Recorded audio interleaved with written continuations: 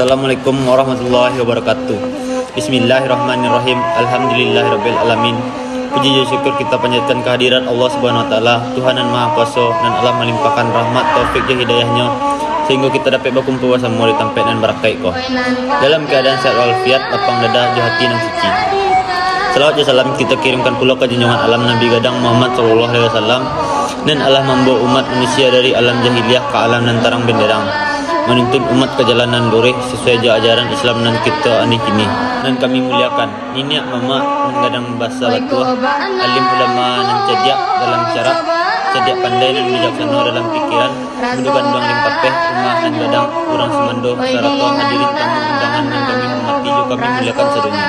Di hari nan berakai ko, kita berkumpul dalam satu majelis dan penuh makna, bukan saja sebagai rutinitas tapi sebagai wujud dari rasa syukur kita ke Allah Subhanahu wa taala. Sebagai sarana memperkuat tali silaturahmi di antara kita, bakat tapi patah minang dan jauh kita dakian dan dakik kita rapean, supaya hubungan kekeluargaan tidak putih, tidak tabuang tapi tetap kokoh dari masa ke masa. Adat Minangkabau dan kita adat bersandi syarak bersandi kita Allah, itulah landasan hidup orang Minang dan tidak lapuk dek hujan, tidak lakang dek panen.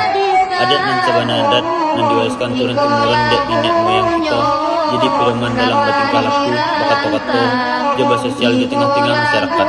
Dalam kehidupan bersama, kita diajarkan dan tua dihormati dan ketek disayangi. Sama gadang basa bermasuk, duduk sama rendah, tagak sama tinggi.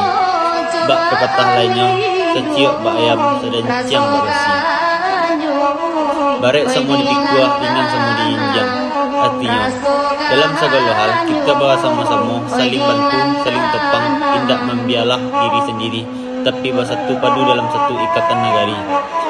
Acara yang kita laksanakan hari ko menjadi bukti bahwasannya adat dan budaya Minangkabau masih hidup di tagak kokoh di hati kita. Walaupun zaman Allah berubah, tapi nilai-nilai adat tidak boleh hilang karena di sanalah jati diri orang Minang dan sebenarnya. Kita sadar hidup di dunia ko hanyalah sabanta, dan karibau bukanlah harta je pangkat, tapi amal ibadah je kebaikan yang kita tabuah. Oleh karena itu, melalui acara ko, marilah kita tingkatkan rasa syukur, berbuat persaudaraan, ditanamkan nilai-nilai kebaikan dalam diri kita masing-masing.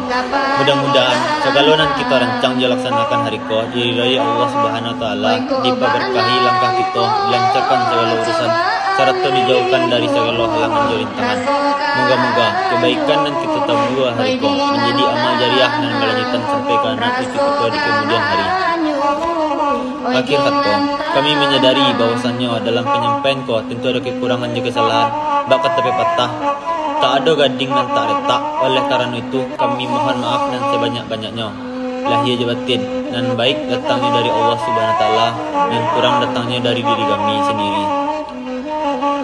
Wabillahi wa taufiq wal hidayah. Assalamualaikum warahmatullahi wabarakatuh.